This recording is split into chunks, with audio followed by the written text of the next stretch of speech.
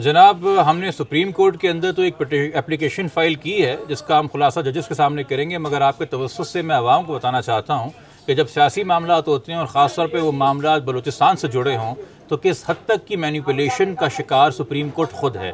कराची के अंदर पिछले साल एक FIR कटी थी मारंग बलोच पे 654 और 2024 PS कायदाबाद में, जिसकी क्वाशमेंट की पिटिशन हमने सिंध हाई कोर्ट में लगाई थी। उसको मेरिट्स पे डिसाइड करने के बजाय सिंध हाई कोर्ट के जो आईनी बेंच के चीफ हैं के आगा साहब, उन्होंने सिर्फ एक ओरल बयान के ऊपर, एक ज़बानी बयान पे आईओ के कि जी मैं इस केस का चलान जमा करा चुका हूँ, ये कह के हमारी पिटिशन निपटा दी कि हम ट्रायल कोर्ट से रुजू करें जो कि इसके अंदर चलान आ चुका है। गो के कानून ये कहता है कि कॉग्निजेंस होने के बाद भी जो है अगर चलान आ भी जाए तब भी high court legality of the FIR decide कर सकता है। चलें, हमें जो भी शिकवा था उस केस से हमने हाई कोर्ट के ऐसा ऑर्डर जो है वो सुप्रीम कोर्ट में चैलेंज कर दिया, मगर मैं यहाँ बताता चलूँ कि ये ऑर्डर जो है हाई कोर्ट का ये मार्च का था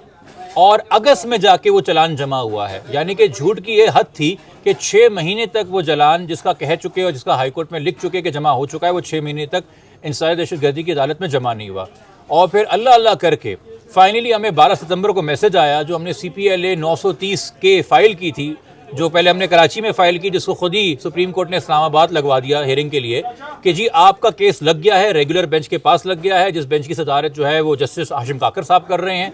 और जैसे ही मुझे 12 सितंबर को मैसेज मिला लिस्टिंग का, उसी के ही अगले लम्हे मुझे मैसेज आया कि ये केस अब डीलिस्ट हो चुका है, ये केस लगने के बाद निकाला जा चुका है। हमने ऑनलाइन जाके फाइनल कॉज लिस्ट चेक की सुप्रीम कोर्ट की वेबसाइट पे, तो एक कॉज लिस्ट हमारे सामने आई जिसमें टोटल केसेस की तादाद 140 थी और उसके अंदर डॉक्टर मारंग बलोच का केस लिस्टेड नहीं था। तो हमने कंफर्म कर लिया कि भाई ये केस वाकई में डीलिस्ट हो गया है। मगर फिर अचानक तारीख से पहले एक और फाइनल कॉज लिस्ट, सप्लीमेंट्री नहीं, फाइनल कॉज लिस्ट के नाम से ही एक और लिस्ट तैयार की जाती है जिसमें केसेस की तादाद 140 से हटा के 145 कर दी जाती है। उसमें डॉक्टर मारंग का केस शामिल कर दिया जाता है और ये यकीनी बनाया जाता है कि हमें धोखे में रखा जाए, हमें अंधेरे में रखा जाए, हम इस केस में पेश ना हो। और जब हम 18 सितंबर को इस केस में इस कन्फ्यूजन की वजह से या इस फरेब की वजह से पेश नहीं होते तो नॉन प्रोसिक्यूशन के अंदर वो केस उड़ा दिया जाता है। अब हमने ये तमाम हकायक रख के जज साहब के पास ये सारी कॉज लिस्टें लगा के और ये मैसेजेस लगा के जो लिस्टिंग डीलिस्टिंग के आए थे, एक रिस्टोरेशन की एप्लीकेशन फाइल की हुई है।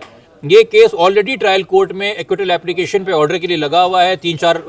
हफ्तों से 5 बार समाअत के लिए लग चुका है ऑर्डर के लिए, मगर इस पे हो नहीं रहा। बट रिस्टोरेशन एप्लीकेशन के जरिए हम ये बात अब सुप्रीम कोर्ट के सामने रखना चाहते हैं कि आपका अपना डिपार्टमेंट, आपका अपना रजिस्ट्रार ऑफिस किस हद तक कॉम्प्रोमाइज़ है और किस हद तक जो है बदयांती से काम कर रहा है इन केसेस में।